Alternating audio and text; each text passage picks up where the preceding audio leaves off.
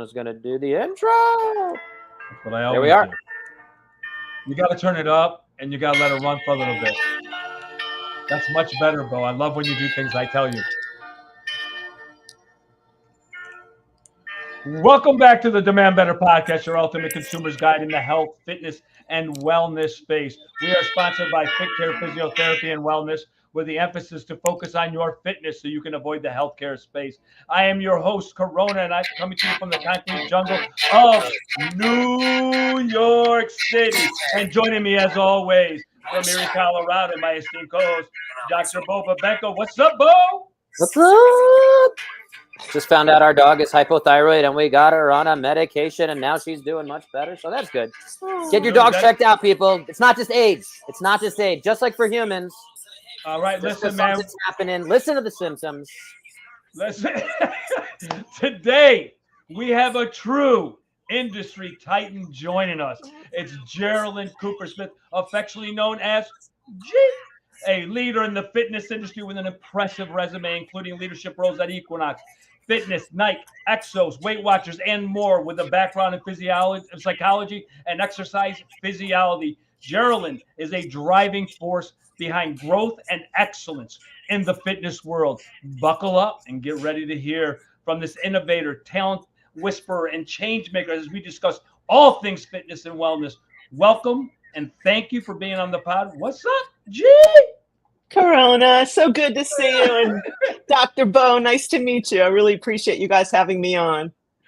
Oh, we are so happy to have you. You have no idea. We waited for a while. You're feeling better because you're a little sick? I'm better. I got my tea. Like last week, my voice sounded. How did Martha Beck describe when her voice was like that? As somebody cleaning a toilet bowl with a raven, and that was about what my voice was like. I was like, I don't think I could be on a podcast like this. This is really bad. I will say this to you as I put up the promo for this one. I saw some old names, Annette Lang and all those old folks coming out of the woodwork. It's been a long time since I saw Annette actually at New York Sports Club. Mm-hmm. So it was wild. But we're so happy. The OG community is still around. We're all here. And I'm still grinding, baby. And I'm still grinding. You guys are doing leadership roles. I'm grinding. Bo, no, you're doing some leadership roles. I see it. Bo, what's up, man? Yeah, excited to have you here, Geralyn. Again, he gave a little bit of your resume, but anyone goes on your website, you can see that.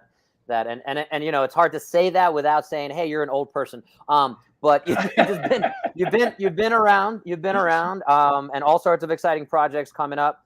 You can't talk about your newest one, or you want to start promoting that? I know you're working on that. Yeah, I have a new project that I'm almost done with. And, it always takes a little longer than you think, called the Full Potential Project, which is sort of a synthesis of all the personal development stuff I've been doing my whole life. It's so weird. I got into personal development when I was like 12. My dad had some book lying around, Your Erroneous Zones by Wayne Dyer. And I was like, this looks interesting. Like, what 12-year-old? Like, obviously I had issues, but I read it and it just got my mind thinking, we can change our lives by the way we think. And so that's been my whole life journey. And I'm a little older than 12 now and have a lot of life experience behind me. And so I put together a product that's going to synthesize all that.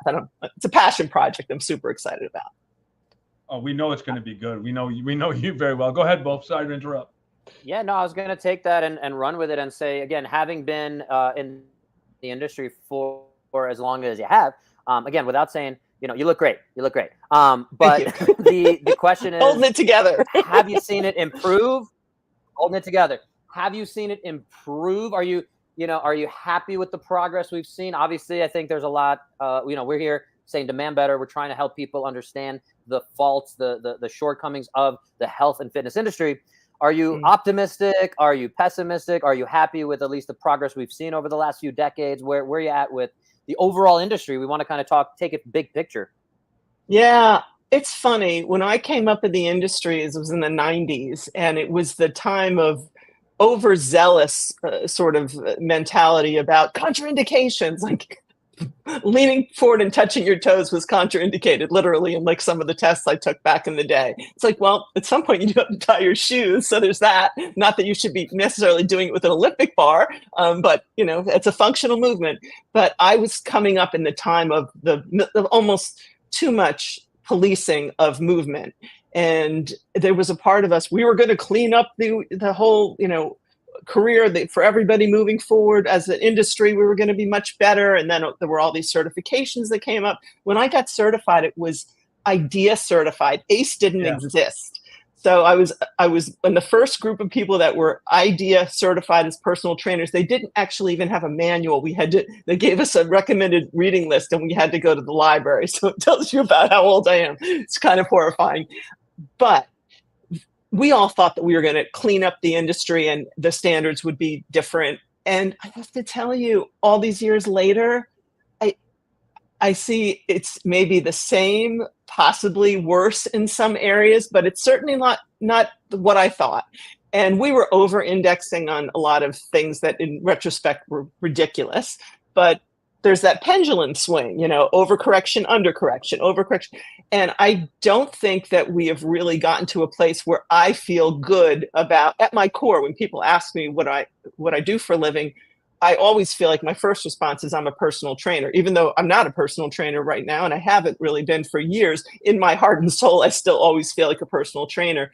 And I'm not proud of my industry oftentimes when I see people can go to Kinko's and get a card printed and, hey, I'm a trainer today, and I took this overnight certification or online certification. So I wish I felt, I wish I felt better about the industry, but I still feel it's so much broken that needs to be fixed. And I don't think it's impossible to fix it, but we have to have alignment and we have to have willingness. And those two things, I think, are easier said than done. Well, I think I'm going to put this.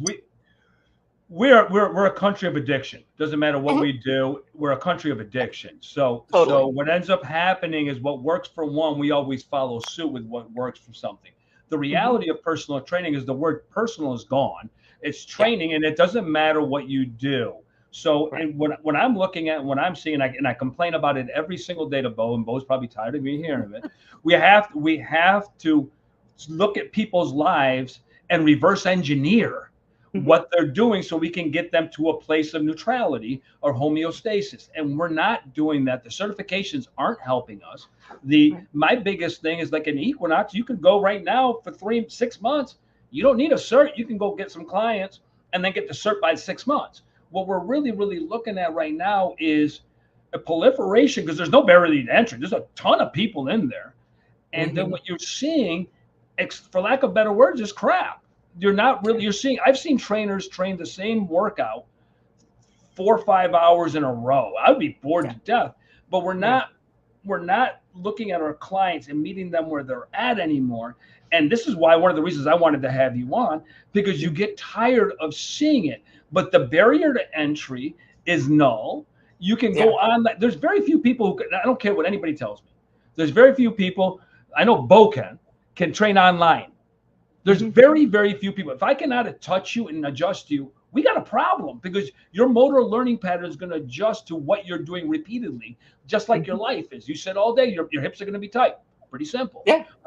So my question for that long-winded thing is, look, I agree with you that we could be better, but these organizations, the big companies, have already pushed out the old trainers because they don't want to pay them. So, but we used to have a foundation where you would work from somebody else and you would learn from somebody else, and it's gone. Where do you see the change happening? Because it's not at the corporate level by any stretch of the word. The corporates just don't give a damn. They just want to make money. Where do you see that this can change? I mean, I think there is a business case to be made for corporations caring about it. And at the end of the day, the language of business is revenue, which I understand. And I do think that, when we had a strong program at Equinox, our revenue was very, very high. I don't know what they're doing now, but we saw a direct correlation between the improvement of the quality of our education and the amount of clients we got, clients we had retained, and the amount they trained. And the thing is, people don't know why something is good necessarily, but they just feel it.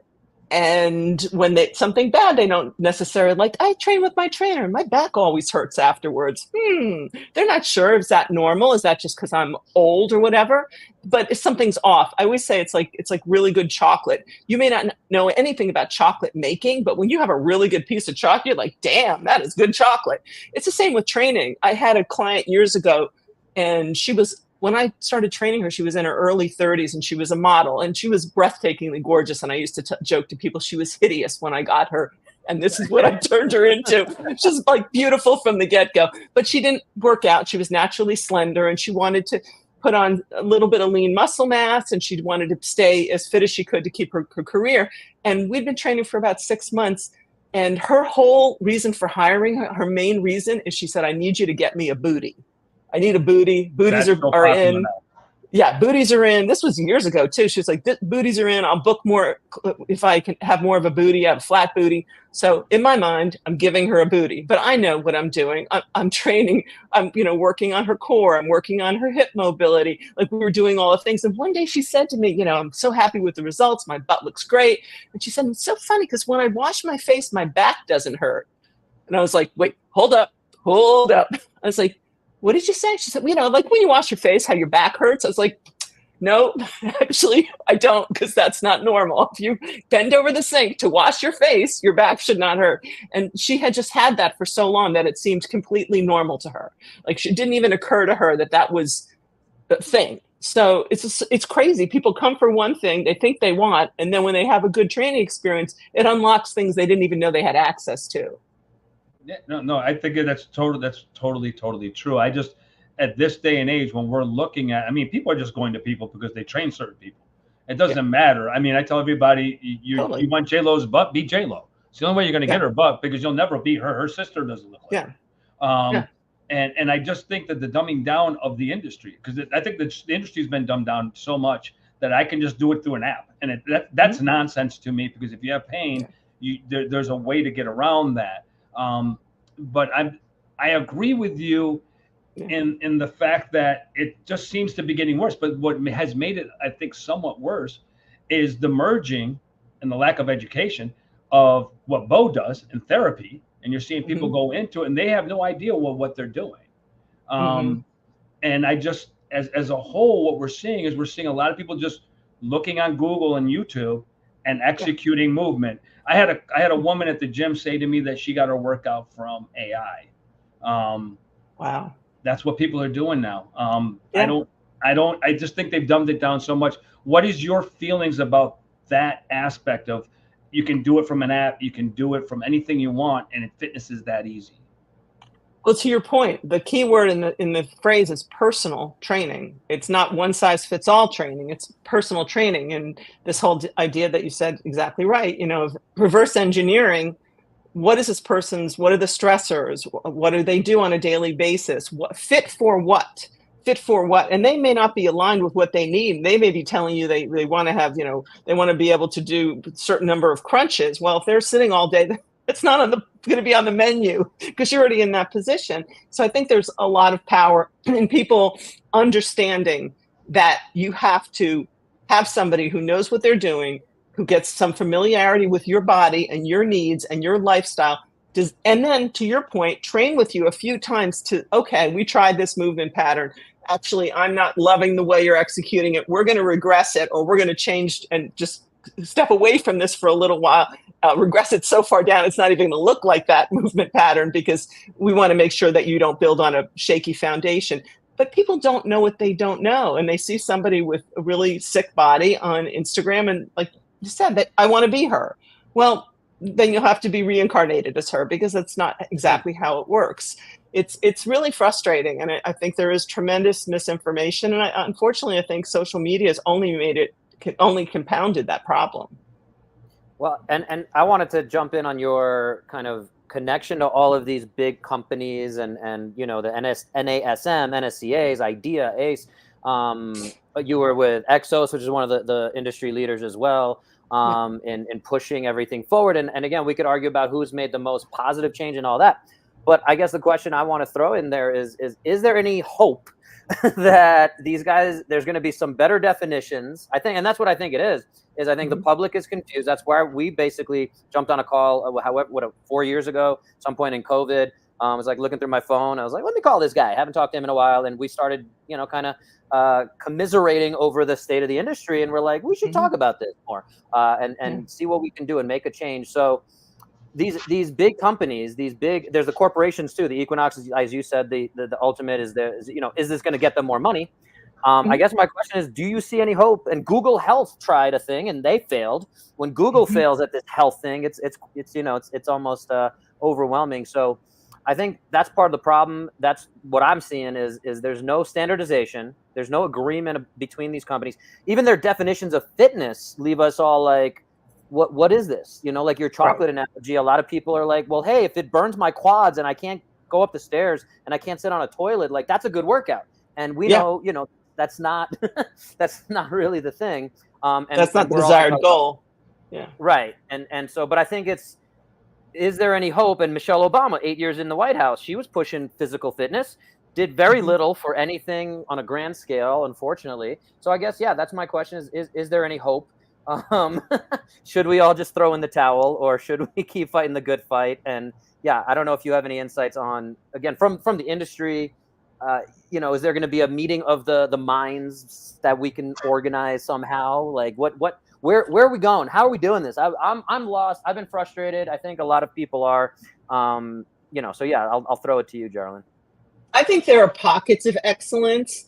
And I believe that we as leaders, including you guys in that we have an obligation to throw that, pebble into the pond and make as much ripple as we can. Are we going to fix all of it? No. But can we make somewhat of an impact on quite a few people?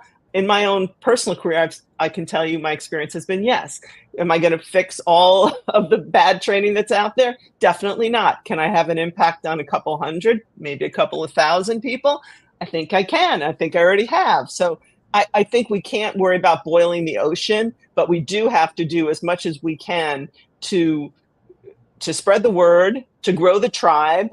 It's been amazing to me. I go to Perform Better, and I've spoken at Perform Better a number of times. I think that is a community that by and large has a lot of people who have tremendous respect for what we do, are constantly there's a lot of humility. They're on a path of learning. They know what they know and they know what they don't know.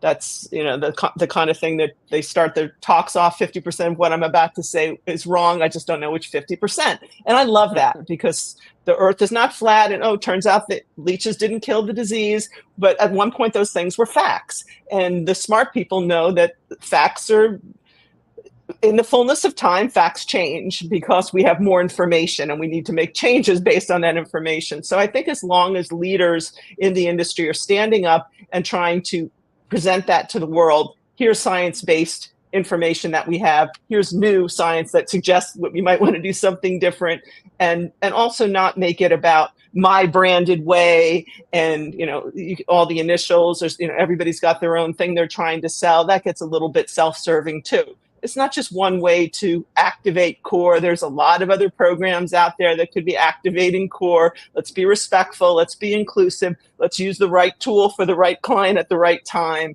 But I, by nature, am a very glass half full person. So I'm not pessimistic despite some of my disappointment of where we are.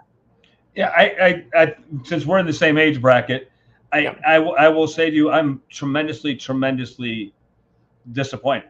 Because I think this is healthcare.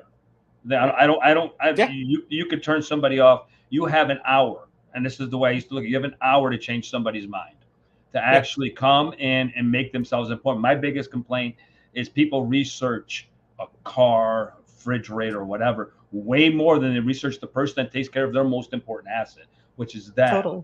So with everything that's going on in the evolution and we're getting it, and people are becoming, more specific. We had a talk with Eric Durack and we about GLP-1s or Ozempic on Wednesday. And this conversation, they're coming out with an Ozempic style because there's 10 drugs, that style. They're coming out with a training manual to work with them. What are your thoughts about that? Because it's from what we got, and Bo, correct me if I'm wrong, there's going to be more responsibility to the trainer with dealing with that. Go ahead, Bo. Yeah, I was going to say there is definitely more responsibility. And that, we were talking about that. Your criticism or your pushback to Eric was, I don't trust these guys. I don't trust the trainers. And I think, and I tried to take Eric's side on that too, of saying, this is something trying to elevate that bar of where, the fitness industry is. So absolutely the scope of practice, the responsibility, trying to bring more awareness to that. That's where I'm saying, like, how do we get, the NSCA, all these big organizations to kind of jump on and say, we need everyone who's under our whatever umbrella to be willing to raise that bar where there is none of that. And like you said, you can go and get any certification you want tomorrow, but I'll throw it back to Geralyn of where she feels, with that concept. Yeah. And life coaching, which has things all over the map, if you're not ICF certified as a life coach, it's not considered the gold standard. And that is across all these certification bodies. I think we could do something like that there's these are the standards. It just means that you've met these standards. We agree on these basic principles. And I don't think people are that far away from it. And I think it would be this tide which would rise all boats, to say that we all have this stamp of approval that we've all agreed to. I think that would be really, really powerful. And to the GLP-1 question, I love that he's working on a certification for people on these medications, because for better or worse, the horse has left the barn. People are on these medications, and it's not going to stop, because now people are seeing this as the easy way out. I have mixed feelings. Weight Watchers recently invested in this as a part of their business, and I was part of Weight Watchers. And I think for a certain population, it's life-saving. There are some people, we spoke to them when I was there, heartbreaking stories. A woman who was 16 when she has had the youngest pediatric bariatric surgery ever because of her weight, and was really headed, she would have died. And the bariatric surgery did a certain amount, but she still put on weight after that, a little older. She's in her 20s now. And for her, this has been life-changing. I think she told us she lost over 100 pounds.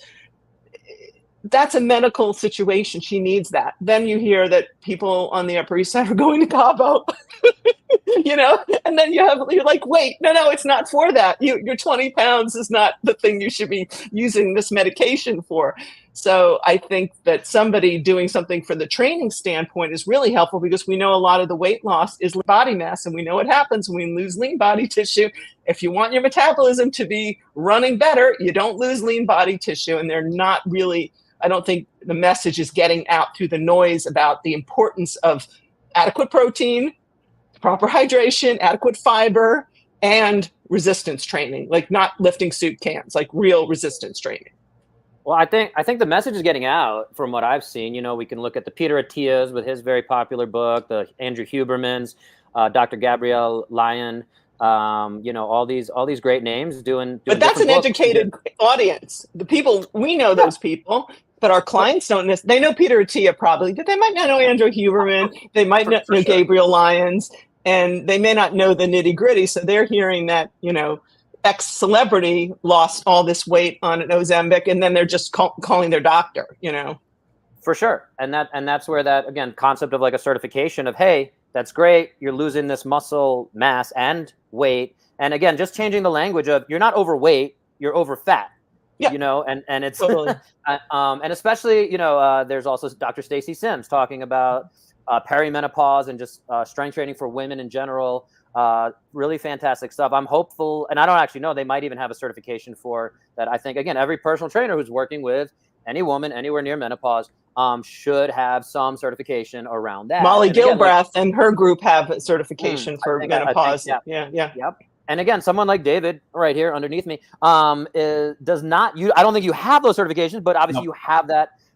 You have that experience. You have that knowledge base. So that's the thing when we're talking about, hey, Geralyn, what should somebody look for when they're a woman who's perimenopausal, and they should look for this certification. But David Corona doesn't have that certification, so now he's excluded. But at the same time, he might be the best person for them. But so it's a tough industry. It's a tough field. It's a tough problem we're trying to solve. But with what you said and where you're at, the issue at hand is I'll go back to what Geralyn just said. The consumer doesn't really research appropriately what they're looking for. Right. That's really where because we can be as great as we want. And you and I have said this many, many times. The exercises that we have to do to take people to where they need to go aren't sexy. They're boring. They suck. They sometimes burn like hell. Eat your vegetables, lift some weight. Get some sleep. Not sexy. None of it's sexy, and none of it's going to be on Instagram. Not one iota of it. The one that's on Instagram is the 25-year-old who's eating McDonald's, probably drinking a case of beer, shredded, and somebody my age going, I want to look like that. So what we're really looking at is we really have to dive in. I guess my question to you, Jill, is how do we educate the consumer better? Because the consumer is the problem, because the real good trainers who are boring and dry don't have any clientele, and they normally leave the industry. The ones that are really, really charismatic are the ones that have a big clientele. And in the Upper East Side, you have 50 people waiting for you. Susie does it. Susie's thin, and Susie doesn't eat, but she looks great. And and to your Ozempic, just a side note. I had a client of mine who went in and said she was a little fat. She's a breast cancer survivor. The doctor offered Ozempic. She's not overweight. She's underweight. She's underweight, to be exact. And that's what's happening. But we get back to where we are. How do we educate the consumer? Because you're educating the kids and the people that are coming up. How do we get the consumer to kind of buy into what's good? Because I could tell you what's good in a restaurant that I like. So you tell me. That's really, really tough. And that is a big frustration. That's one thing I am kind of negative about, because coming up in my career, I did a lot of media. And, I was on the Today Show and different things, all different segments. I was on 2 shows where I was the resident fitness expert. But when you work with producers like that, they'll say, how about we do an episode on blah, blah, blah. And you're like, okay. And you give them the kind of boring, straight ahead answer of, eat your vegetables, get sleep, drink water. And they want you to say, well, what about if putting cayenne pepper and maple syrup? And I'm like, oh gosh, they wanted me to play into these things to an embarrassing degree where I had a couple times say, I'm sorry, if you need someone to say that, I can't do the segment because I'm not going to say that. There's probably someone out there that will say it, but that's not me. And I think that is the media. Media thrives now more than ever, probably. And there's so many more outlets, not because we have the internet on top of a million different channels. It's really hard to get them to put forward good information. It's more interesting to do something that's sensational. All the clickbait that you see on your computer every morning.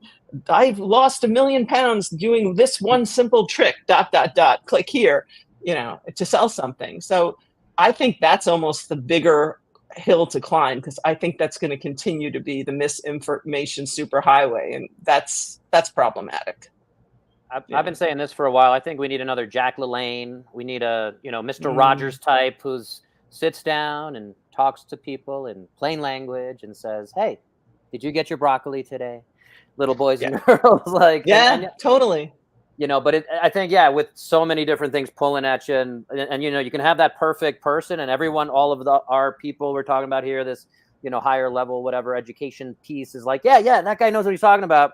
And then you get the, whatever, Jake Paul or whoever that's like, you got to do this thing and Red Bull energy. And then it becomes, it's just this battle of information and dopamine and all that stuff. So, and I think I asked this to Kelly and Juliet Starrett. I'm sure most folks know those guys. And I love their recent book, Vital Signs, that they're trying to push. And I think that's something that I try to do with everyone I work with is can you get up and down off the ground? How good's your single leg balance? And again, not sexy stuff. But it's it's the stuff. So I asked them the same question kind of, and it was very similar to your answer. They said, be the node that now, perpetuates the good information out and you can change, I have my neighbor here who said, hey, why do I still have osteopenia? I'm doing yoga and pickleball. I'm like, neither of those things is strengthening your bone. Maybe if you had a really good pickleball shot and you hit your foot just right, like you might have a little bone stimulation, but that other than that, like you're not really doing much for your bone health. And she's not doing any axial loading. There's no weight there. It's just, Right. And then they ask me questions because I'll have my clients out of my garage and they're pulling sleds, they're doing farmers carries, suitcase carries, all that kind of stuff. And they're like, what's going on over there? Like, why Yeah. do you have them doing that? Like, and I'm like, well, here's the explanation. And then, that's not for me. So is it a losing battle? I don't know, but we got to keep fighting that good fight, I guess. I didn't have any question there, so I'm going to throw it if Corona has. I just needed to rant. I just needed to rant. No, but I'm glad you got it out, because it gives you good mental health when you get that. That's why we enjoy. It's cleansing. Let it out. Let it out. It's okay. It's frustration. Okay. We're gonna have a 30-second vent session for everybody. Geralyn, do you need to vent anything right now? Yeah, no, I had a vicarious vent when you shared that. That was really therapeutic. Okay. Thank you for that. Oh, so that was a good leading question. So So let me ask you a question corporately, and then I'll ask my other question later. So what are we seeing in the corporate world, in conjunction with fitness, that is bettering fitness? I mean, you've been at some of the giants. Nike is one of them. Equinox, I'm not a big fan of, but Equinox isn't what it was when you were there. I can guarantee you that I know it's not the same.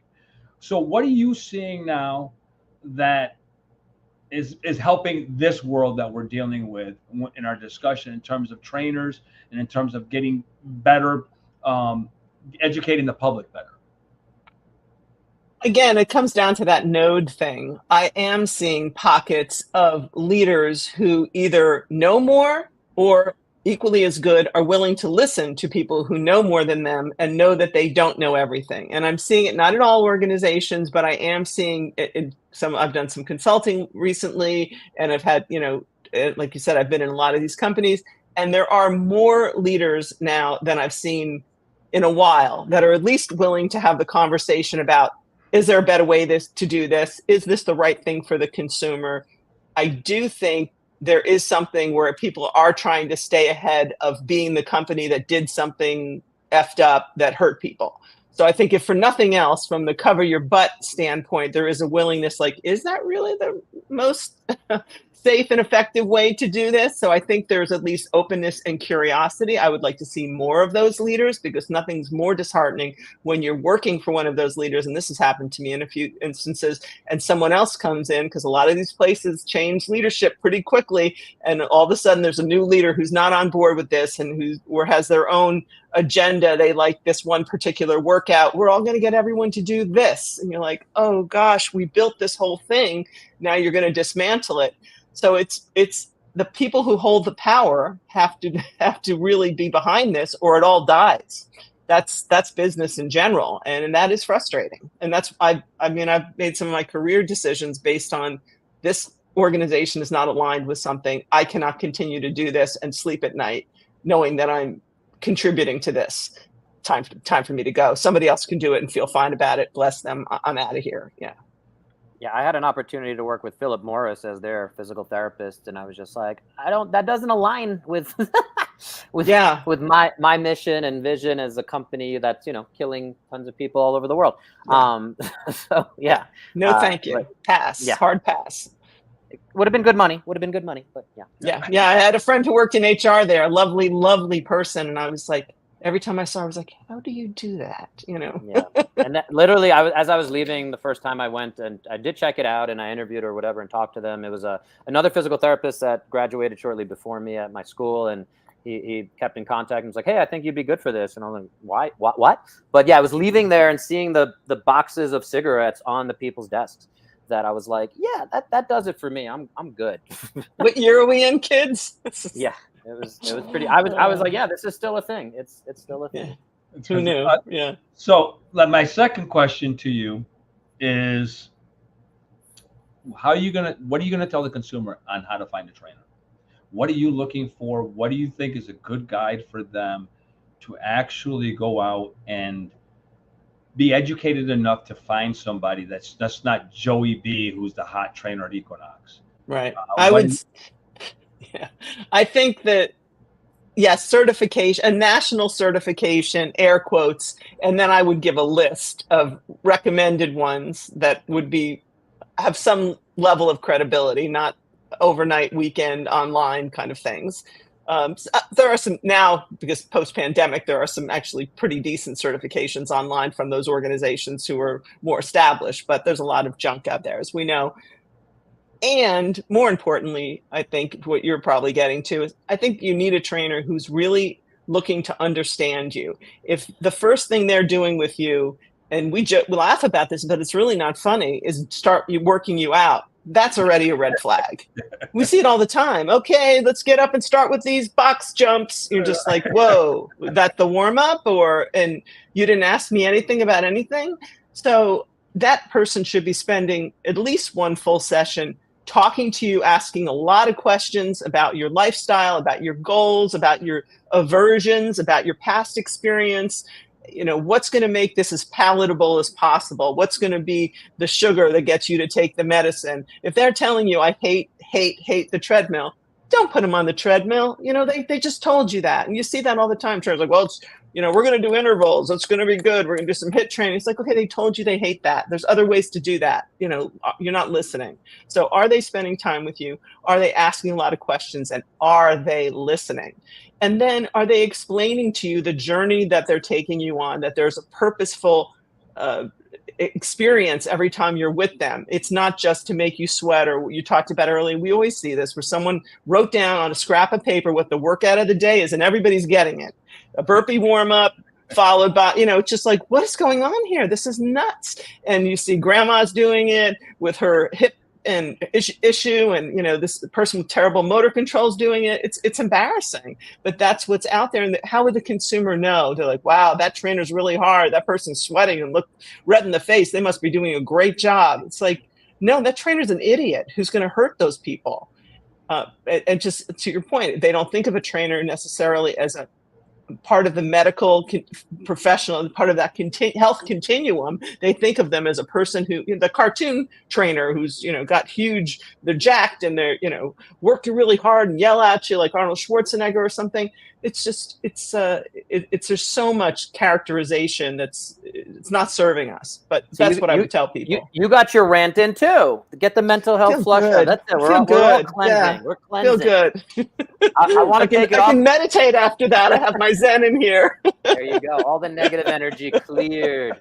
I want to take it off that, and it might be a bit of a generic kind of question. And if you don't have a great answer, that's okay. But based on that, you have any trainer, anyone working with humans, do you have like one or two phenomenal books that you found really useful just to help improve that concept? Because with your background in psychology and everything, I'm really curious if you have any book or two that's really impacted you and that you would recommend to a younger trainer, but also any trainer who might have missed that book, just to improve those skills. It's hard to read, but stay with it.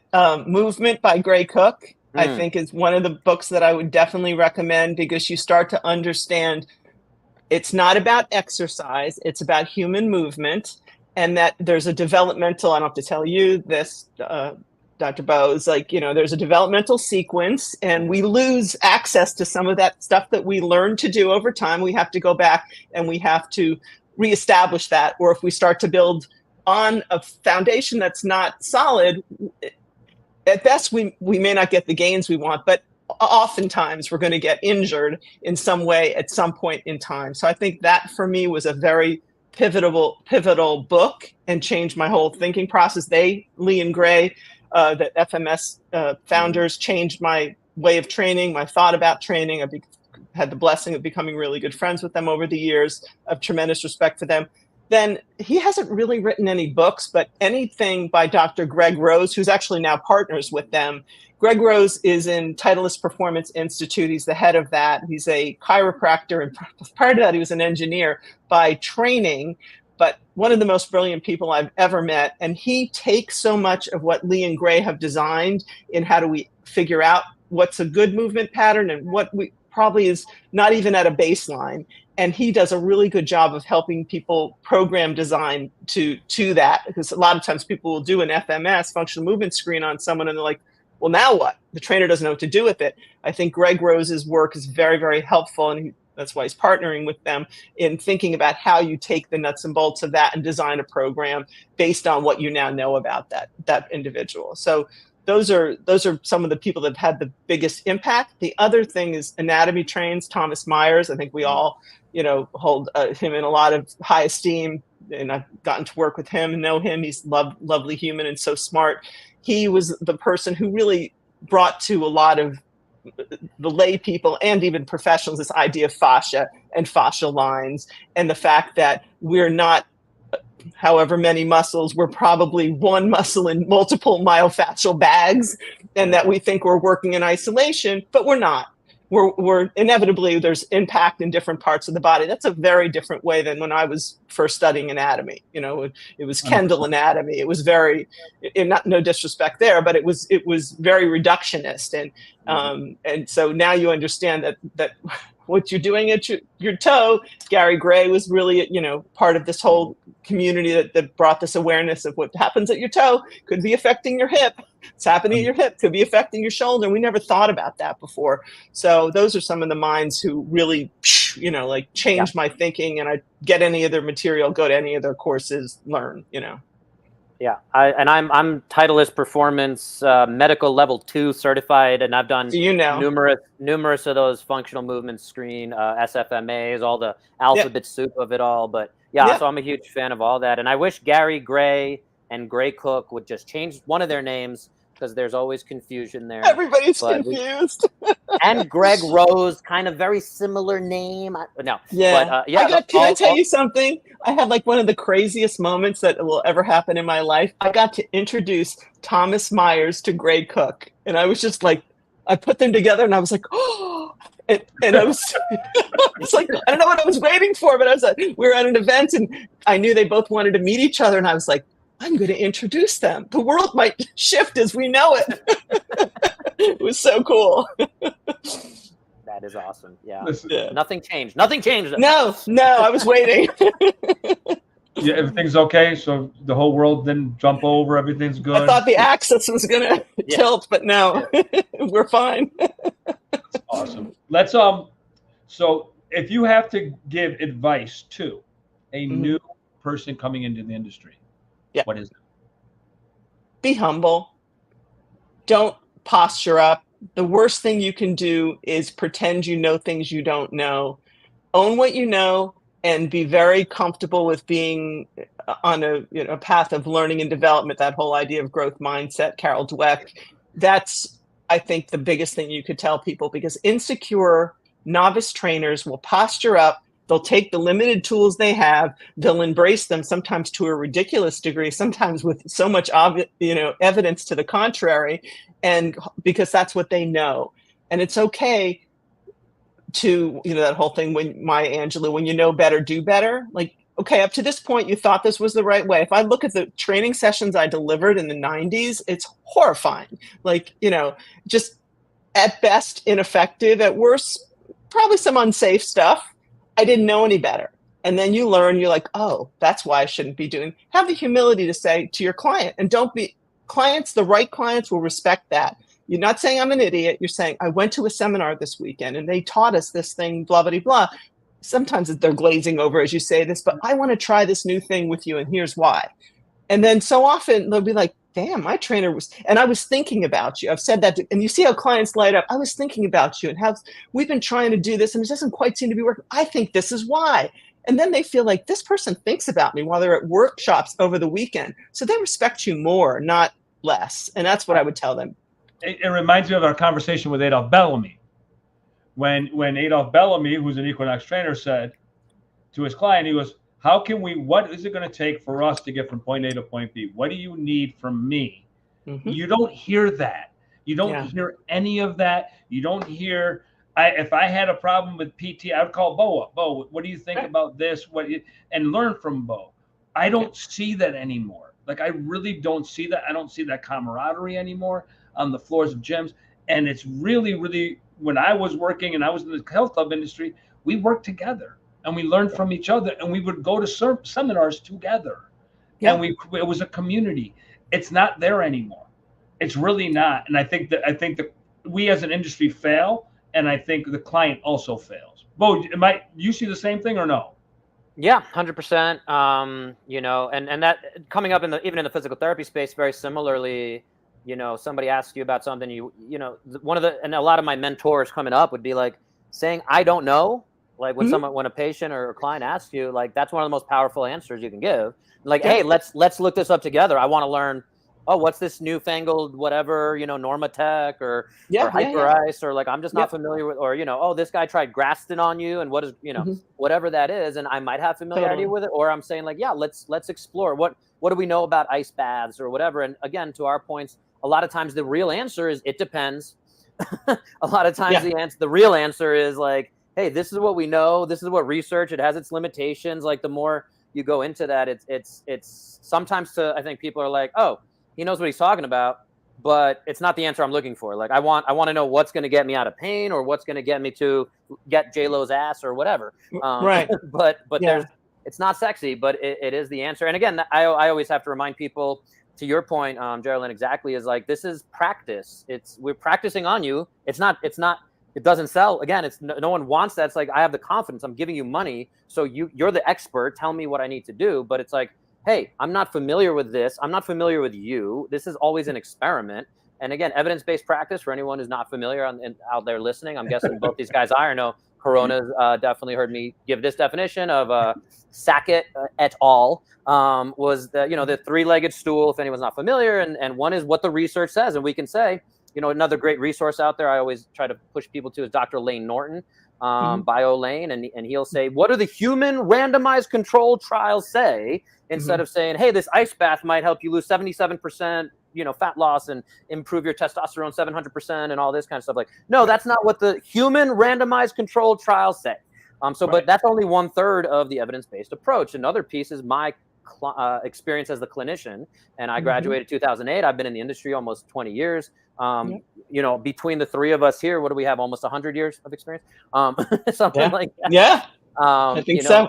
Something like that. And so we look at that and we say, hey, this is how we are looking at that data. When you ask me this question, that's how I'm responding. And then that third piece is that client experience. You said if somebody's phobic of treadmills for whatever reason, we got to respect that. And it doesn't matter if all the research says the only thing that's going to get you to boost your testosterone and improve your estrogen numbers is if you get on the treadmill. Like, that doesn't matter if that person is phobic of, treadmill. So yeah, anyway, that there's definitely a lot there. And again, medical practice. And that's the thing. I think there needs to be this conversation, this continuum, health continuum, where people and the consumer starts to understand personal training, especially if you're doing that even once a week.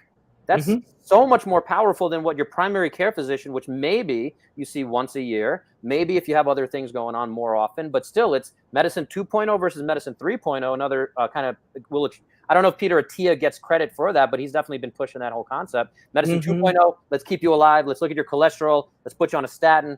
You're in a car accident. Cool. I want medicine 2.0 there. But medicine 3.0 is being able to look at this holistically, these vital signs. How well can you get up and down off the floor? Your primary care physician's not looking at that. But if your personal trainer is you're spending, again, let's say 52 hours a week, a year, even if you have one session, and that's a week. A week. Yeah. I'll give Tony Gentilcore, who we had on here, another big name in the industry, that, the best sets and reps for every person is 3 by 52, 3 times a week, working out 52 weeks out of the year. So 3 by 52. It's not 3 sets of 10. It's not 5 sets of 5. It's 3 by 52. It's consistency. And yeah, again, we all want to chase that sexy thing, but yeah, that's another rant. Sorry, I'm going to stop. No, but listen, that's good.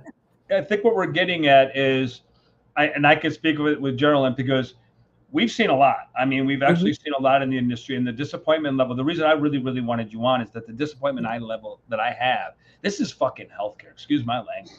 Yeah. Straight up healthcare. Yeah. I got a 94-year-old mother who's. I know, Bo, you're upset, but I got. I'm upset you just switched this to the explicit rating. That's right. So I have. I think you're allowed one F-bomb. One F-bomb. Here comes the E. And then I have like my mother, and I'm trying to keep her moving. And I'm trying to keep myself moving. I'm looking at friends of mine that are my age that don't move, and they're in pain. And they're like, what do you do? And I think we've gotten to a point right now where there aren't enough Geralyn Coopersmiths in the world. They're not, and I'll mention some names. There aren't enough Mark Nuttings. There's not enough Annette Langs. Those are all people who really, really, really focused on, when we were coming up, on getting from point A to point B. I don't see it. I'm really highly disappointed. And we did 3 things, I believe, on senior care. They're not addressing the senior market by any stretch of the imagination, and we're just not really getting there. So to wind this all up and to kind of put a big bow on this, you tell us, what does the industry need? And what do you think changes that need to be done within the industry to make the industry better? And anybody who's listening, she's one of the best at what she does at all levels. This is not just one level, it's all levels. Miss Coopersmith, go ahead. Thank you. All right, big question. Like I said, I really would like to see a world where we can get the certification bodies to at least align on a standard that goes across the board. The do's and the don'ts, the in the zone and out of the zone for standard of care. I don't think we've done a great job of that, and everybody has their own flavor, and I don't think that's serving the consumer. I think ultimately having that ICF version for us would be very, very helpful. I also think, to your point, having organizations really understand the connection between good training and profitability. Good training does sell. Good training does sell because people don't get hurt. People don't feel worse, and they stay. We've seen the numbers in my past lives in multiple situations. You just have to make the business case because that is the language of business. It can't just be a qualitative conversation. You have to connect it to financial KPIs like retention, like revenue, increasing revenue. So I think that's another thing. Once a business engine is behind it, you're in really good shape.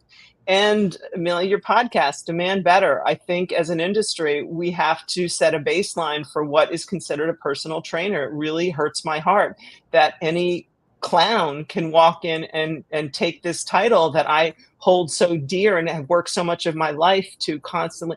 I feel like I'm just learning. I really do. I feel like the more I know, the more I know I don't know. I remember my first day in graduate school. I thought I was all that. I walked in and I was like, holy mackerel, I'm an idiot. Like, I didn't even know this part of the science existed, like a whole field of science that people devote their lives to. So humility is a big part.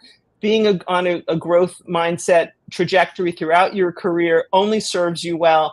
And just be a person who cares about people. At the end of the day, this is one of the most impactful careers. I've been a bridesmaid in people's weddings. I've been the first one they told when they found out they were pregnant. I mean, it's such an honor to be a part of this life journey with people and to have that type of role that you really have to have a lot of humility, a lot of respect, and you have to really care about people. And that is a part of your job if you're part of this industry. No, I think that's an amazing answer because we need something. And yeah. And I firmly believe, the name of our sponsor and Bo's company is Fit Care. And the more fit we are, the better we can stay out of this healthcare space. And the healthcare space isn't great. We're trying to bring doctors on. I would love to talk to the healthcare space because there's certain things that are going on in the healthcare space where you're treating a knee, but the knee's attached to this, attached to that, and there's many things that are coming, but you only can look at the knee. It's an absurd way of health. But that's a rant that I am not going to go on. Mr. Dr. Bo Babenko, do you have a final question for this lovely person? No, I think we covered a lot. We can keep going on rants, and I do think you gave 4 different resources. I'm going to put those in the show notes. The Anatomy Trains the Movement by Greg Cook, and he had a podcast that I'm hoping they come back with a little bit more. I think it was just called Movement. And they have tons of resources free online. If they go to functionalmovementsystems.com, they'll find a ton of stuff. Videos, everything. Is Equinox, you guys might be more in that loop, is Equinox still running the FMS for every client? I don't know if they're still doing it. That was something we started when I was there. I hope they are. I really do. I don't know for sure. I also know a few folks that were going through the personal trainer kind of process to start with Equinox, and they were coached to never give a 3 because there would be no room for improvement, which 3 is the highest score you could get. And I heard that was literally like the Equinox, whatever, maybe not written. I don't know. That's what. Not when I was there. I don't know. I can't speak. But I think Lee and Gray would disagree with that one. Well, some people are 3.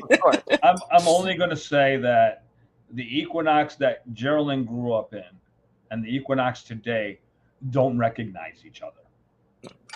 Thank you. I'm not going to comment on that. I had a beautiful, beautiful experience there. So much of my heart's still there. I just went to my very dear friend's wedding, all my Equinox family. So Equinox always in my heart. It just was great for me in the time I was there. So I'm just saying, been in the industry for 30 plus years. Just saying. So as we wrap up, do you want to talk at all about your Full Potential Project one more time? Yes. Fullpotentialproject.com. It should be out I keep saying in a couple weeks, I'm going to say in a month.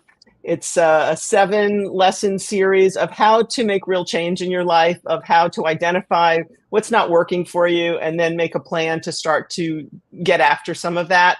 So operationalizing a lot of the things I've been reading and learning over a very long time. This is direct to consumer, not necessarily to trainers or direct to consumer. Yeah, I do have a little bit of a trainer undertone just because that's so much of my experience, but I think it's very applicable to anybody who's just like, I don't know, I'm at a crossroads and I'm really trying to figure it out, which I think is all of us at every couple of months, really. And to your point, as you touched on a little bit, life coaching is definitely emerged over the past few years, decades, and it's one that has almost no oversight and standardization as well, similar to the fitness space we're talking about, the personal trainer. So if someone sees life coach, and I always talk about, like, I take a holistic approach to working with my clients, that, but even holistic has this weird thing around it. Nobody knows what that means. You're drinking green juice, what's going on there? Yeah. So it's like, I'm a doctor of physical therapy, but to your point, I have the same feeling about doctor of physical therapy behind my name as you do about personal trainer. Like, that's what I am. That's the degree I got. But it's I have that, I don't really want to be associated with what that stands for. What most people think of as that. So anyway, but Full Potential Project, guys, go check that out. David, do your thing. Listen, man, first of all, you took away part of my closing, so I'm a little pissed off about that. So definitely an E on it now. All right, the Man Better fam. That's a wrap. A huge thanks to Geralyn Coopersmith for sharing her incredible experience and insights. Be sure to check out her work at FullPotentialProject.com. All right. Remember, your engagement is what keeps us going. Leave us a review, share the episode, subscribe, and most importantly, take action. Demand better for your health, fitness, and future. We are sponsored by Fit Care, Physiotherapy, and Wellness, where the emphasis is to focus on your fitness so you can avoid the healthcare space. We'll be back soon with more inspiring guests. Until then, keep demanding better. Peace. Get 1% Thanks, better guys. every day. Thank you.